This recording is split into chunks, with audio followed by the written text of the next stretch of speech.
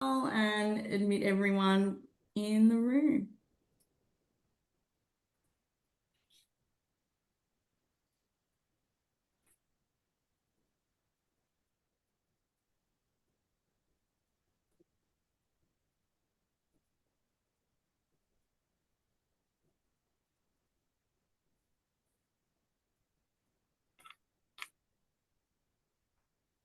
Hi everyone, good afternoon and welcome to this afternoon's, I believe it's the 25th Cafe Translation Conversation.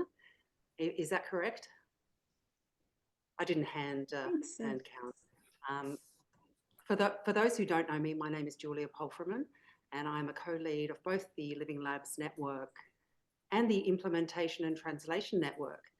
And I'm really thrilled to be here today, co-hosting with none other than Professor Vicky Palmer, who we all know as our co-director of the Alive National Centre for Mental Health Research Translation. So today we will be talking to Professor James Smith about men's mental health. But first and foremost, let's acknowledge country with this beautiful, beautiful piece of artwork, Healing from the Ground Remastered. I always think reimagined because I just love the idea that we can all reimagine things that seem fixed. We acknowledge the traditional custodians of the lands, sky and waterways in which we meet and pay respect to elders past, present, and to all Indigenous people who may be here today. Do feel free to pop in the chat where you're from. I'm on beautiful Dja Dja Wurrung country in the middle of a forest, 8 minutes outside Daylesford. So the green in this particular painting is very relevant to me. I get a lot of healing from the plants and the trees around me.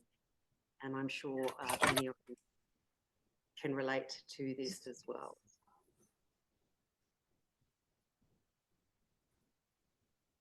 James, it's wonderful to be having a conversation with you today, James. Today, the topic is, what do we know about men's mental health in Australia and what are we doing about it? And we're looking forward to doing a bit of a deep dive into that, everyone. And a note on language. As always, we want people to be aware that the Alive National Centre for Mental Health Research Translation spans many diverse and wide spaces of mental health, mental ill health, distress, suicide, and social and emotional wellbeing. We understand that some might find the language or framings not always what is preferred, and that's fine. You may experience discomfort, in which case, please do take a break, step away, have a stretch, grab a cuppa, and if you need to leave the session, that's cool. You can rejoin later, of course. And there's just a little link there if you'd like to read some ways to further engage online here with the Alive National Centre. And of course, recognition of lived experience. This underpins everything we do here at the Alive National Centre. We recognise the lived experience and lived expertise within the room today. And of course, we speak honourably and respectfully about ongoing emotional distress, experience of trauma and mental ill health, and the work of caring and experiences of care within this context. And perhaps we might go to you now, Vicky, to frame today's session. Yeah, I was waiting there thinking, you know, you've got this in hand. You could do this, but I'll jump in nonetheless. Thanks so much for setting us on course and looking forward to the cafe chat today with you, James, and everyone who's been able to dial in. And my job is just to orient us a little to the centre and all of our work and where this particular presentation fits. So for those who don't know, which I'm sure many of you will, the Alive National Centre has 4 major programs of research. You can see those listed down there, and they're operationalised through the networks along the bottom there. Julia mentioned being one of the co-design network co-leads. You can see there's upward of 1,900 people who come together from community settings, bringing lived and living expertise into design and translation activities. There's a wonderful implementation and translation network, next generation researcher network at growing still, hovering. Will it make 300, Dana? It might. And we'll see how that goes. And or the Lived Experience Research Collective might make 300 beforehand as well. I know Michelle's been banking on it for a while. The Lived Experience Research Collective has members from universities and across the sector. So 70% of people would be in university settings, with about 30% joining from non-government or government organisations where people work in project roles. So it's a really important part of all that we do, ensuring that lived experience is embedded at all levels. And the Alive Collective is our supporter group. So you can see there are 87 individuals and 22 organisations. And that's if people can't find their place somewhere in all of these other parts that they would like to support the special initiative in mental health that established the National Centre. They join there. Next slide, please, Dana. So the talk today is part of, existing work in the centre. We currently have launched a new project called Whose Care, Our Care. So it interrelates with both that work, which is looking at structural inequalities, and it interrelates with good news that we received around recent funding for a consortium called Casting the Net for What Matters. And the consortium is specifically looking at equitable wellbeing and mental health systems transformation. Since we had our last cafe, we will have had a new zine come out or be releasing one as well in the coming weeks. We have released our phase 3 consensus statements, looking at the pathways for folks aged 16 to 25. So encourage people to take a look at those activities and to take a look closely at the implementation actions and priorities shared by people. And soon we will announce the opening of the seed funding round, which is part of our centre capacity building strategy. For those who are members, we have our usual quarterly forum in June. So this particular presentation from James links in with the consortium that I just mentioned. It's a Million Minds Mission funded Medical Research Future Fund project. It responds specifically to the action to the call that we made in March 2024 called Casting the Net. And it will focus on strengthening communities, particularly with a focus on cultural determinants and social supports, lived experience models to drive change in mental health, suicide prevention, and social and emotional wellbeing. We're really looking at how we can deliver community-led prevention, focused on priority populations, wanting to explore new ways to plan and deliver, new ways of doing early intervention across the life course, working in partnership with some 40 plus what we call participatory ecosystems and new service innovations, but largely understood as communities. And we intend to establish what the effective mechanisms are for new early intervention models. So James's talk today is part of those activities within the consortium and within existing and future work in the co-design roadmap of the National Centre.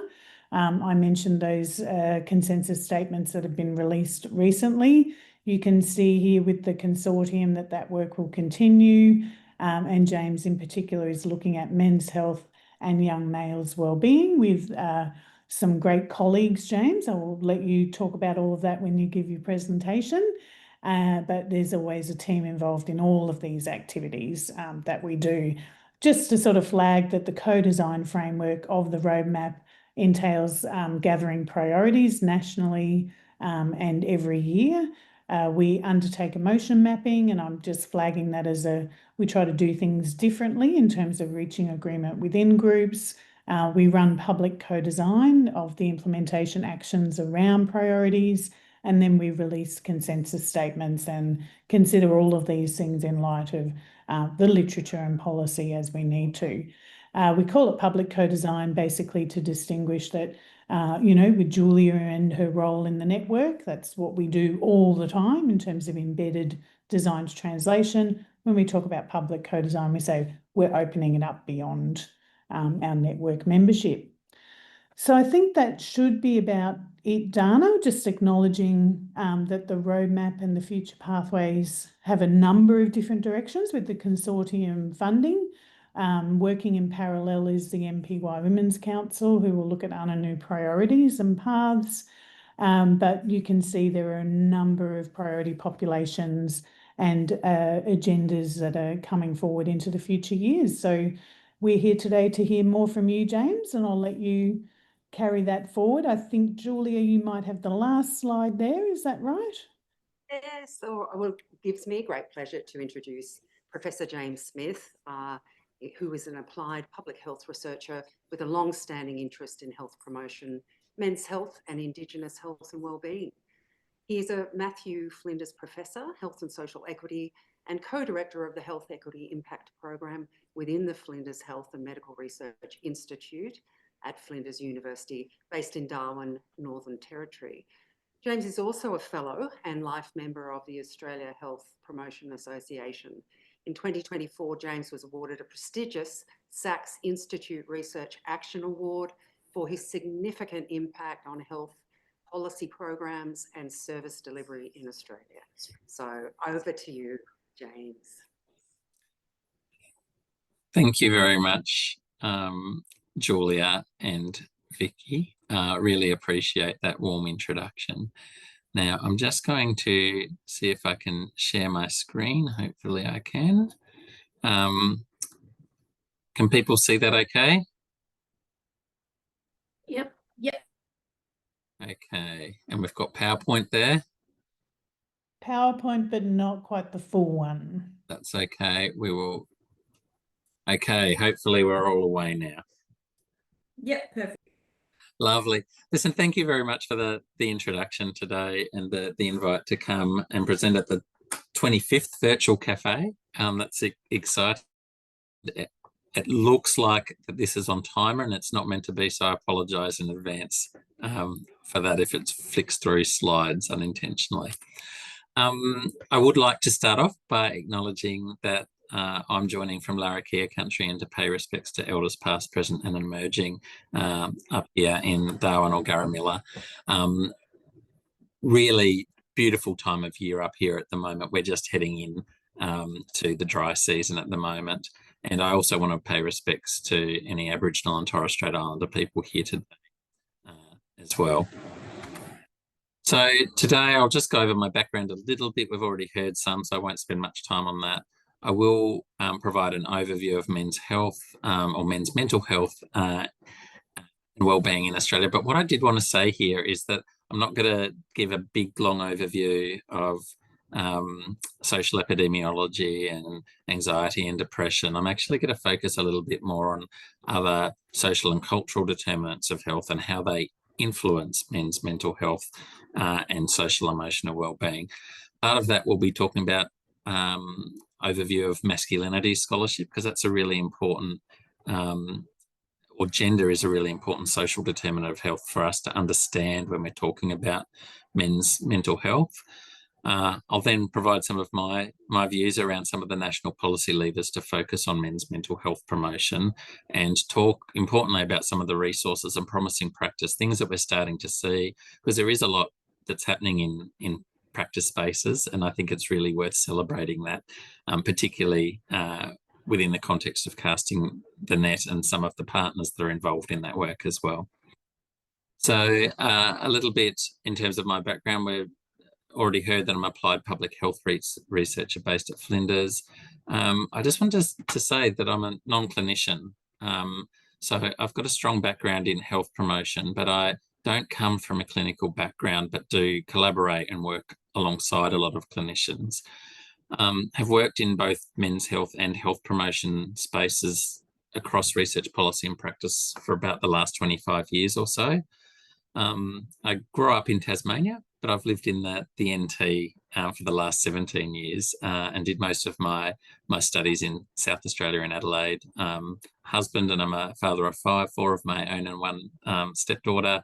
And I've got a deep interest in health equity in Aboriginal and Torres Strait Islander health. So most of my research is focused in those spaces quite broadly. So what do we know about men's health? I want to start off by saying that, and I think that this is really important in positionality and talking about men's health more broadly, but men have more privilege and power than women, and that's been widely recognised in global scholarship. And I'll talk a little bit more about that as we go on. But I want to say that up front, because often when we talk about men's health, we often automatically pitch it against women's health, and that can be really quite unproductive sometimes as well, without looking at the nuance that sits beneath that, both from a gendered perspective, but also in looking at other looking at that from an intersectional perspective. But what we do know is men commonly have shorter life expectancy and higher rates of premature mortality than women. We also know that men's adoption of risky health practices and perceived reluctance to seek help and engage in preventative health behaviours have frequently been used to explain poorer health outcomes.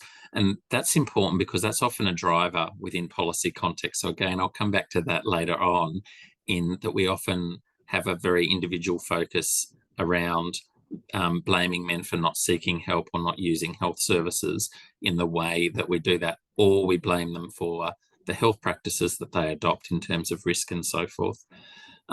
Importantly, in some of the work that I'm involved in, these practices are disproportionately noted among marginalised or vulnerable boys and young men, boys and men, but particularly young men as well. So part of my presentation today will probably hone in on the adolescent boys and young men space in particular. I wanted to just highlight here in this slide that young adult males have high levels of mental ill health and death from preventable causes such as suicide and accidents, with low levels of risk perception and high levels of risk taking, contributing to many years of life unnecessarily lost.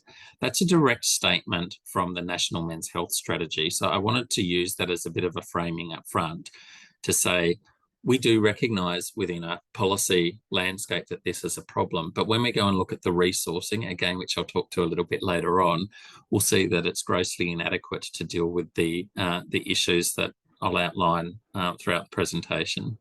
So before I spoke about the high rates of risky health practices among young men, and I just wanted to highlight a few there. The ones that we will often hear about are smoking, unsafe sex, alcohol and substance misuse, and increasingly violence as well. We also hear about young men's poor mental health and high rates of suicide ideation and suicide. And I will talk to that very briefly in a moment as well.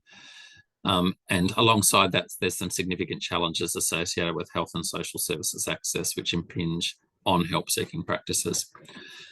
So if we take that deeper dive, and I said I'm not going to spend a lot of time on this, but if we look at suicide in particular, we know that suicide is the leading cause of death among men aged 15 to 44 years in Australia.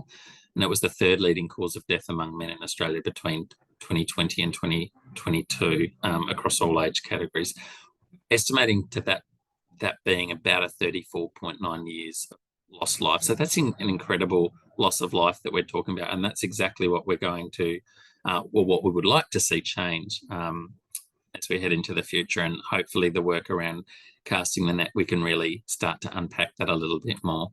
And obviously within the context of some of the work I'm involved with, understanding that suicide rates among Aboriginal and Torres Strait Islander men are among the highest for any male population in the world. And that's a really critical factor that I think that we need to keep in the backs of our mind.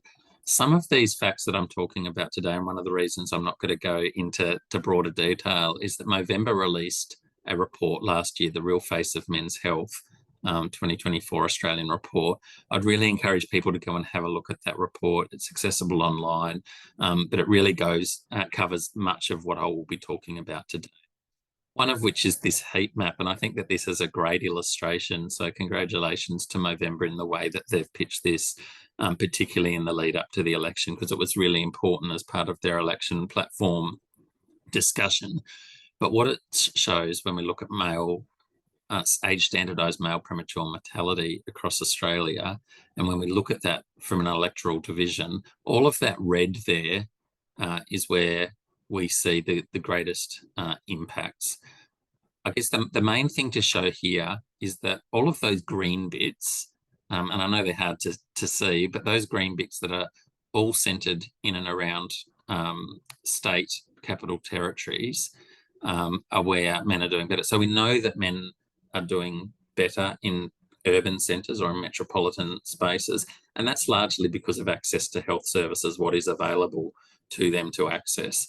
But I do want to recognise and call out explicitly that we need to see investment in men's mental health and men's mental health promotion in particular within those states where we see the red there.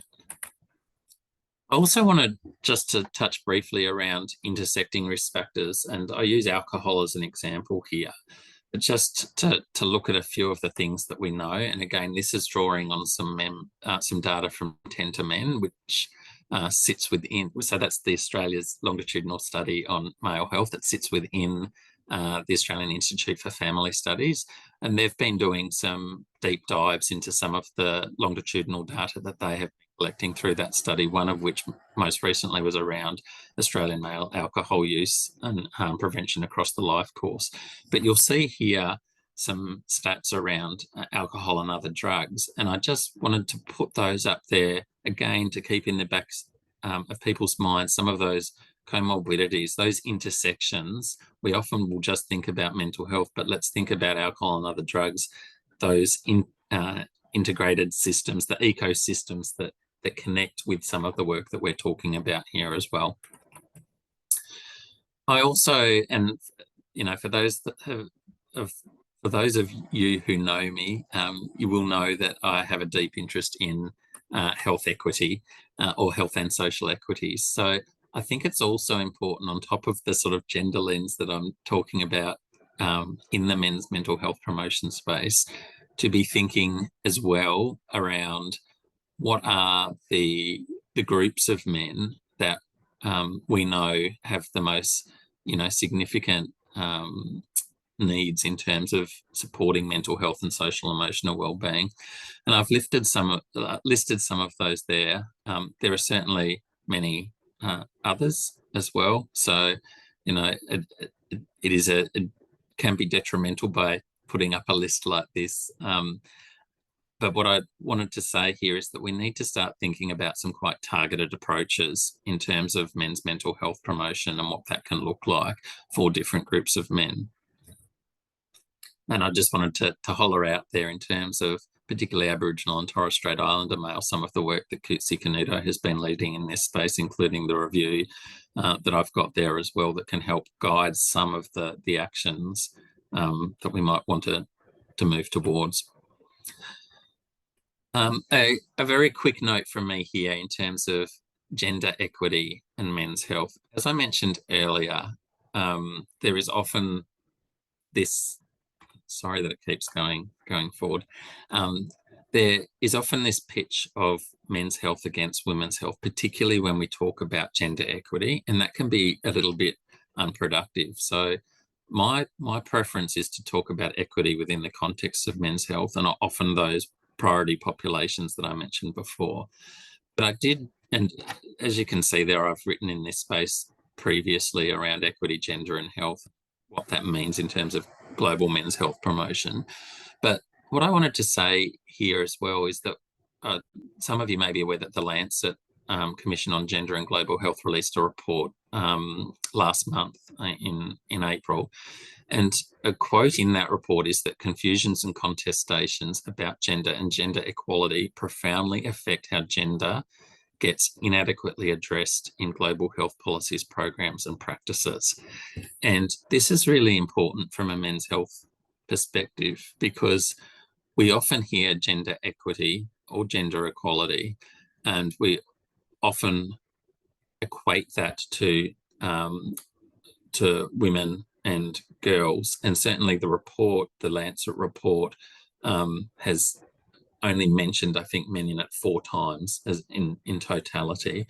And the same issue there that's mentioned relates to men's health as well. We often don't adopt a gendered approach. And again, the masculinity stuff I'll talk about in a second. We'll talk to some of this as well.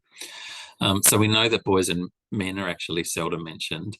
And we know that that prevents or slows critical investment in men's health equity as well. So something to keep in the minds when we're talking about men's mental health promotion in Australia.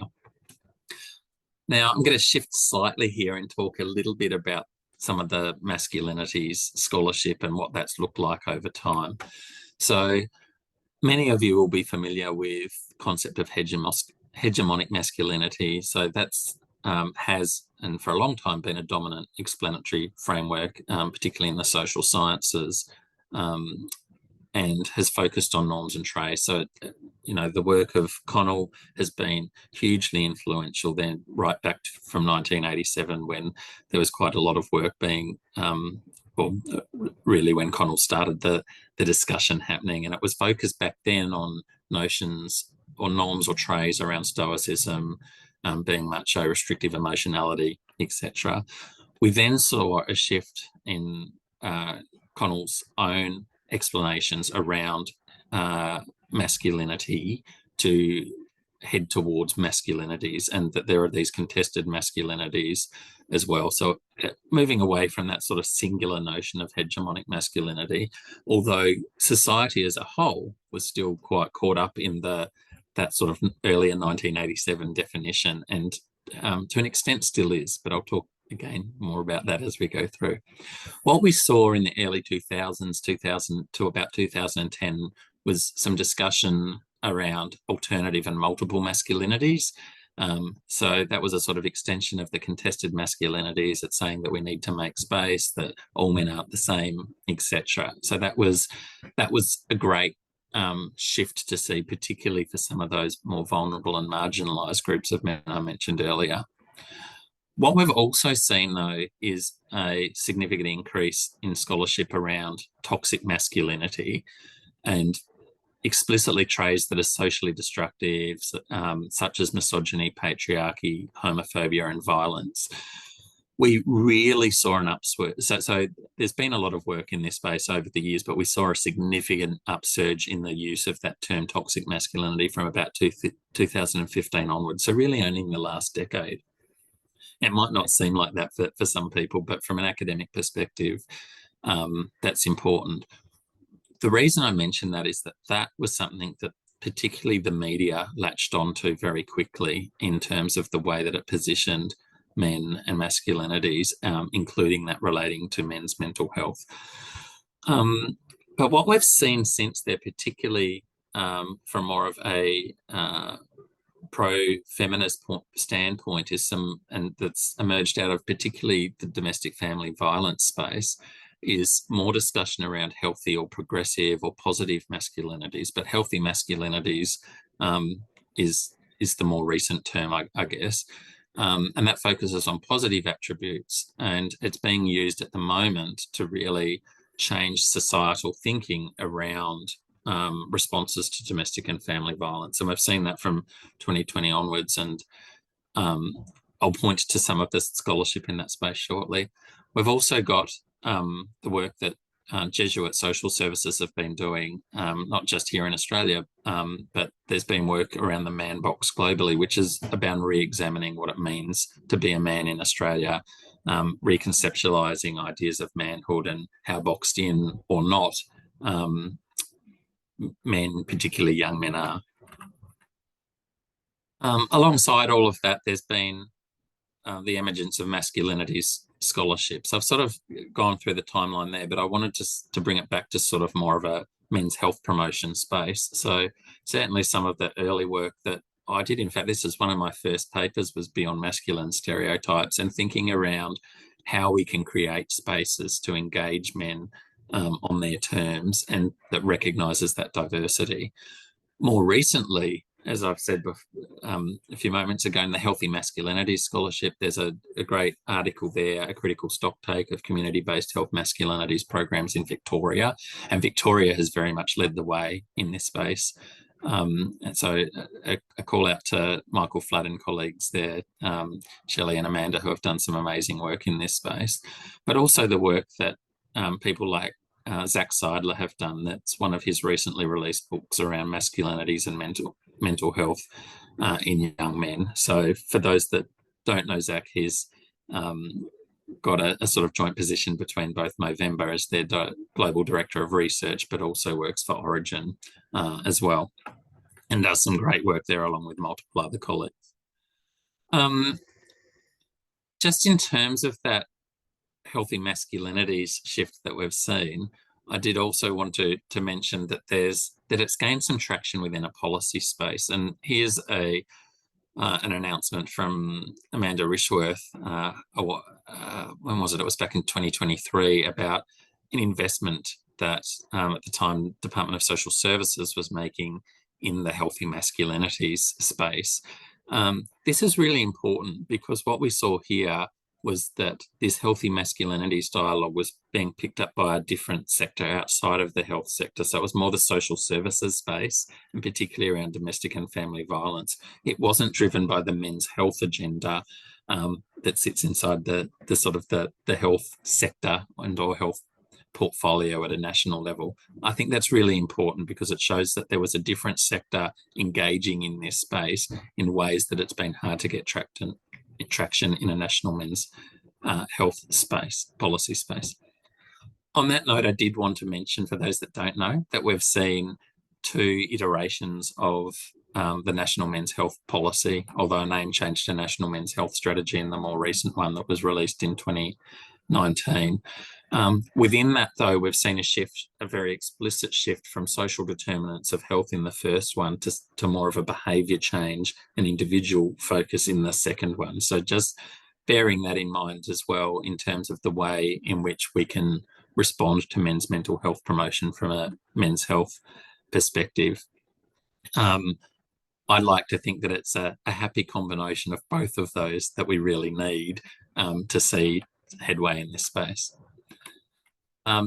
This said, and I think this is hugely important, having just had a recent national election, is that there was a commitment by Labor in the lead up to the national election of 32 million explicitly to support men's mental health. That's the largest single investment that the Australian government has made in men's health ever, and it was specifically around men's mental health. And importantly, there was coalition support for this as well. So there was that bipartisanship in terms of this as a policy priority. So again, watch this space. I think it's a very exciting time for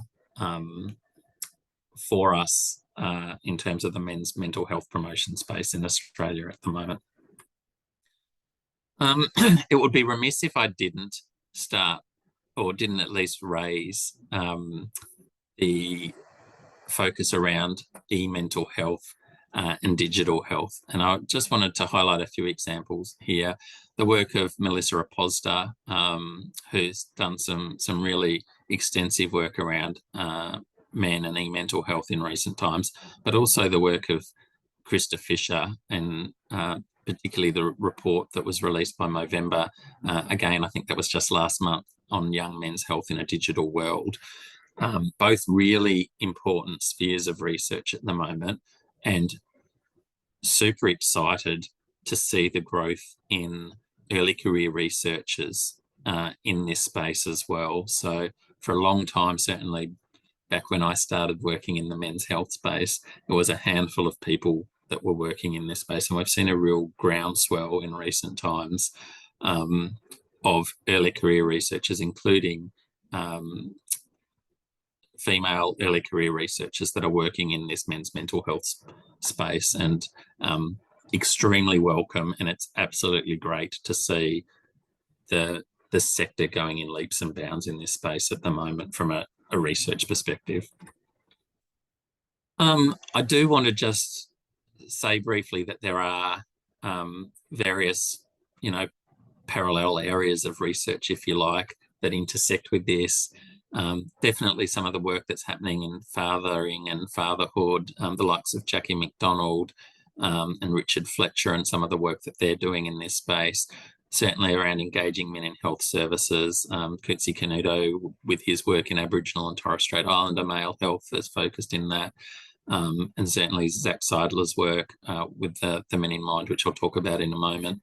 But these other areas as well that I think are really important conduits to the work that's happening and progressing in men's mental health promotion. But I do want to really point towards this great article that Mel took the lead on, and that's around the need for a more cohesive Australian policy approach and more cohesive investment in this space. And I've used a few policy examples there where men or men's health or mental health, men's mental health and or masculinities and healthy masculinities are mentioned, but they're sort of mentioned in isolation. There's not a really good cohesive approach that cuts across those strategies. And that means that there's a sort of a dilution factor that we see in this space. But on a really positive note, I think that we've started to see more resource development and certainly more entrepreneurship in terms of men's mental health and or men's health more broadly that influences their social emotional wellbeing. I've shared a few examples here. So there's the Men in Focus work that Our Watch have done, again, focus more around domestic and family violence, but it is very much around addressing masculinities in primary prevention spaces. You've got scholarship that's continued to emerge, including a recent scoping review around approaches to engaging men during primary healthcare encounters.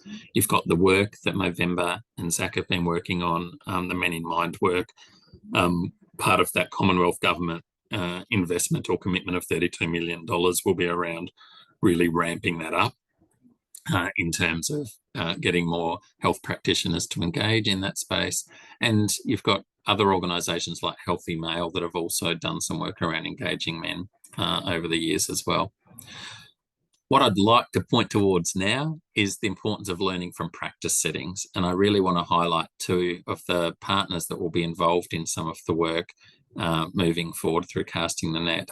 And in particular, I want to call out to the Man Cave. For those that don't know the Man Cave, they're Australia's leading preventative mental health charity for teenage boys and their communities. So they go and, at the moment, they do a lot of engagement through schools, talking about concepts of healthy masculinities, what that means, etc., healthy relationships. And the other ones I want to point towards are my colleagues Jade Vagona and Dante Rodriguez that have established an Indigenous enterprise, 1%. So we've been working very closely with them, and I'll share one of those examples shortly. So one of those examples is the YB Men NT initiative that we've set up. Now, some of you may have heard me talk about this previously at the Alive Symposium when it was in Darwin, so I won't talk for too long on this, but what I will just say briefly is that it was based on a online behavioural health intervention that was developed by Professor Daphne Watkins at the University of Michigan. And it's something that we've spent a lot of time with the support of Movember in adapting to support young Aboriginal and Torres Strait Islander males in the greater Darwin region of the Northern Territory, so the top end of the ENT. As I mentioned, was established by Daphne. The whole intent of it is to be a culturally responsive, age-appropriate and gender-sensitive approach to educate young, in the US's case, college-age Black men about mental health, and really to foster these progressive concepts and ideas of manhood and develop social support networks, etc. An online program over 6 weeks. It involves posting in daily pop culture content. It can be memes, it can be reels, it can be music lyrics, etc., to encourage online discussion in a closed group format. And they've had over 150 participants in 10 years in the US. And we've been trialling this with young Aboriginal and Torres Strait Islander fellows locally. There's a list of all the people that have been involved. I just want to make sure that we recognise them because it has involved the input of many to get to the point to be able to trial this initiative within Australia. Within our context, as I mentioned, Movember provided some funding to do the adaptation and the implementation. We've partnered with the 1% program, so Jade and Dante that I mentioned before, and we've also partnered with Indigenous Allied Health Australia and Clontarf as part of the delivery in the Northern Territory. We've had 10 young fellas in the first cohort, 18 in the second and 9 in the third cohort under that particular partnership. And in terms of where we're up to at the moment, we've just completed that second cohort and we've just started the third cohort. But in terms of the adaptation, and again, there's more in that paper I mentioned or displayed earlier, we've, based on feedback from young Indigenous fellas, we've opted for a hybrid delivery. So it's both online and face-to-face and a combination of both in terms of the way that we have been delivering that. I'll skip through that briefly. So just in summary, I just wanted to say addressing men's mental health and wellbeing needs in Australia requires urgent investment. We've seen a investment that the Commonwealth has committed to, and we look forward to seeing that over the coming months, years. Something that perhaps it doesn't do at the moment is that investment needs to span research, evaluation, policy and practice domains, and we need to really to see more, I guess. So the $32 million commitment is vital, but as I've said, it's insufficient to address the men's mental health needs at scale. So really we need to see a much, much greater investment, despite the fact that the commitment that has been made is very welcome and very long overdue. We also know that targeted programs are required, and particularly those that address health and social inequities and that speak to those priority populations that I mentioned earlier. And that, I guess, within the context of Alive, and something very important to mention here is that it's the lived experience of those populations that really needs to drive what those targeted programs look like. It shouldn't be researchers, policymakers or practitioners coming up with ideas. We've done that for too long in the men's health space. We really need to draw on and pay attention to the lived experience to guide what's done in this space. Investment in programs with an explicit strengths-based focus that are aligned to contemporary understandings of healthy masculinities will be increasingly important. It's a real challenge to for want of a better word, fight against the public discourse in this space. We need to see and celebrate more positive contributions that men, and particularly adolescent boys and young men, are making to Australian society. And I think I've covered off on that final point before, and I guess the main thing is that if we want to see that systems transformation, these are the sorts of things that we need to be thinking about. I'm going to finish up there and open it up for any discussions as part of the cafe. Cheers. Wonderful. Thank you, James. And I'm sure there's lots of virtual, and if we were in person, you'd be getting a large round of applause.